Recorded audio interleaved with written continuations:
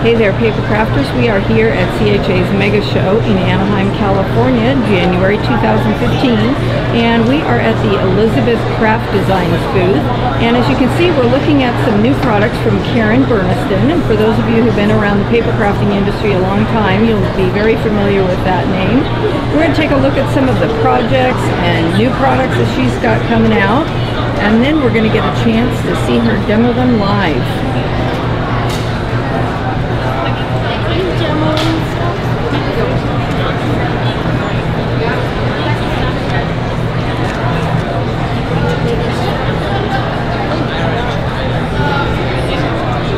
Okay, let's get over with Karen. And Karen, why don't you tell us a little bit about your background? Well, hi, I'm Karen Burniston, and I am the designer of the Pop-It-Ups line of interactive card dice for Elizabeth Craft Designs.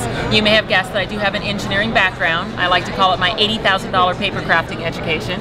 And I'd love to show you how to use one of my brand new dies, which is the new Adirondack chair.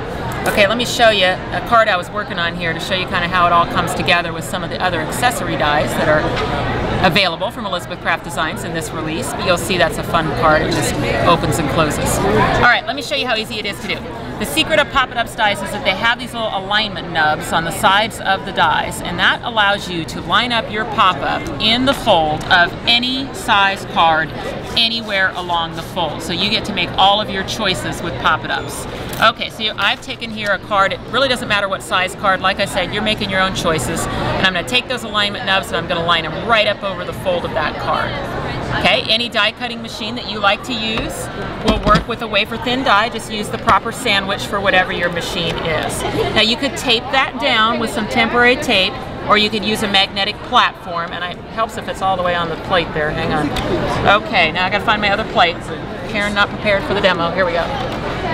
I found it. Okay, so now I'm gonna hope that doesn't slide. I probably should tape it down, but I'm gonna just go for it here. Okay, and then we just roll that through the machine. Now, when that comes out, this is what it's done. It's basically cut this really cool Adirondack chair right into the fold of that card, and all you have to do is get rid of the slats there so that you can have that Adirondack look. And you're just using tweezers too? I'm just using Elizabeth Craft Designs detail tweezers. These are my go-to tool for all sorts of items or things. Okay, so step one. Learn the center fold in both directions, okay? So just ignore that you have a pop-up completely and learn the center fold in both directions. That will make it very easy to see your chair coming forward. We're gonna go all the way to the floor and we're gonna pinch where the legs touch the floor. We're gonna go all the way to the wall and we're gonna pinch where the arms touch the wall. And then we just have to reverse the seat so we have a place to sit. So see, I'm gonna pinch those arms, bring that chair forward, and I'm done. Just like that. How easy is that? Now the die also comes with these fun little arms. You can see how they're going to look after I cut them out of paper, and they're going to give you that really fun Adirondack arm. It does come with two of them. I'm not a fan of having to run back through the machine a second time to get the pieces you need, so we're going to give you two dies that are going to give you mirror image arms there. And you might notice all those fun, kind of weird shaped, but fun ejection holes that are in the die. Now, when you have a brand new die, that paper is going to fall right out of the die. But those of you who are die cutters know that after you've cut this thing about 100 times, that die is going to be stuck right there into that die, and you're going to have to use your tweezers or a pokey tool to get the paper out, okay? I'm going to show you a better way to do that, and you're going to get a bonus. You're going to get that embossed at the same time. And that is just to use inexpensive, fragrance-free dryer sheets, okay? You can just go to the grocery store and look for them. Generic is fine. I do suggest fragrance-free because the scented ones will work, but they will fumigate you. You'll get a headache. So do fragrance-free. You're going to take 4 of them, and you're going to lay them out on top of each other so that you have a stack of 4 single layer of dryer sheet. 1, 2, 3, 4. And then you're going to fold that thing in half so that you basically have a stack of 8. Okay, I've already got one started here. You can see how many times you can use them. You can just keep on using them. Now, how do they work? When you've got an intricate die, or a die where you've got the paper stuck in the die, or even if you just want to get the emboss feature without having to use a silicone rubber mat, you can just put those dies with the paper stuck in it, or in my case, I'm going to pretend the paper is still stuck in it. put that right there on your dryer sheet anywhere, even if it's overlapping paper from the previous time. And then you can just roll that through the machine. Oops, I kind of had that folded over there. Now what it's going to do is it's going to eject your paper and it's going to emboss it at the same time. So there's everything coming out of the die.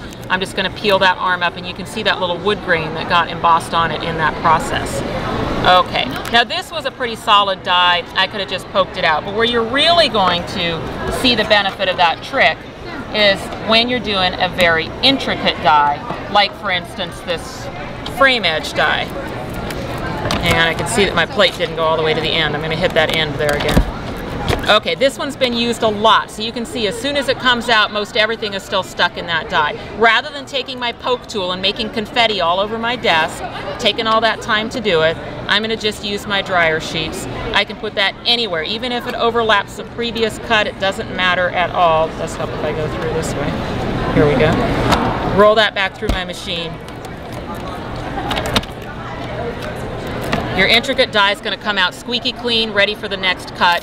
It's going to grab not only what you do want, but what you don't want. You peel up what you do want, in this case my intricate frame edge. I can use that on my project. All my confetti is stuck on the dryer sheet. And then I can just keep using it. I can use the back, I can peel it and get a new section in the middle. So it really will change your life if you cut a lot of intricate dies, wafer thin dies, you can use the dryer sheets. Awesome tip. Okay, cool, let's go back. And you know, I have another YouTube on that one too, so you can always watch that. Okay, here we go. Let's put some glue here on the arms of our pop-up chair. Since these are going to hang over a little bit, it's easier to put the glue on the arms of the chair itself. And then I'm just going to hold that for a second, let that glue set up. Okay, and I'll do the same thing on the other side. Okay, now look at how cute that little pop-up chair is. My glue is sliding a little bit there. All right. Don't be impatient. Here we go. Okay, Karen. All right, now one thing about general pop-ups, they leave a hole where the pop-up used to be. That's a little bit unsightly. So of course you will want to add a backing card to your Adirondack chair card. So I've taken a piece of pattern paper here, cut it a little bit shorter than my card so that I'll get a nice little border on the outside. I can even see a little peek of that pattern paper on the inside. And the trick there is that your adhesive always goes on your pop-up card so that you can avoid the pop-up. So we would not want to put the adhesive on the backing card because then I have to guess. It's much more important that it go here.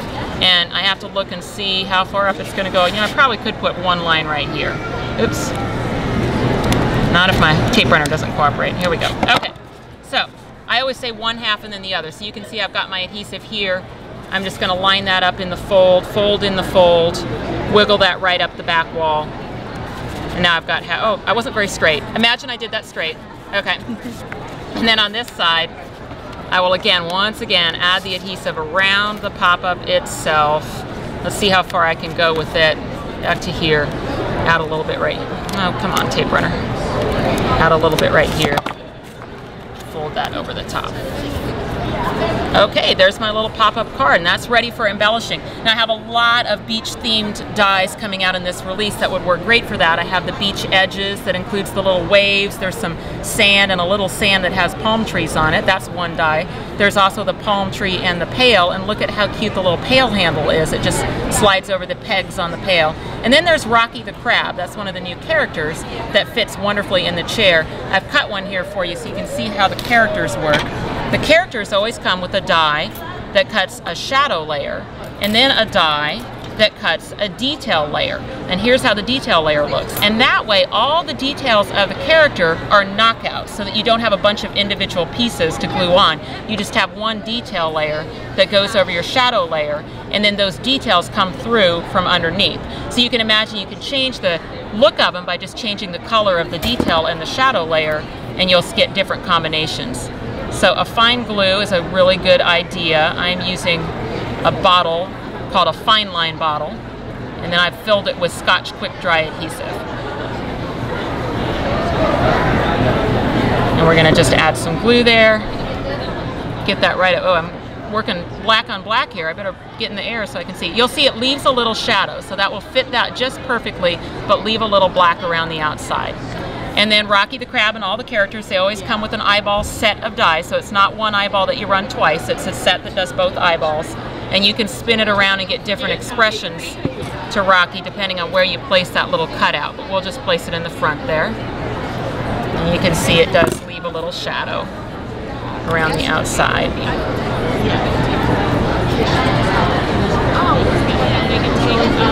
Okay, and there's my cute little Rocky the Crab, and he will actually fit just perfectly in that chair. I could either glue him to the back, or you'll see that he kind of just nests in there kind of nicely, so you almost can just leave him hanging if you want to, but you'll see that he will open and close with the card. Awesome. Thanks so much, Karen. And where can people find out more information about you? They should go to ecraftdesigns.com to look at the products, or you can always find more ideas on my website, karenburniston.com. Thanks so much. Have a great day. You too.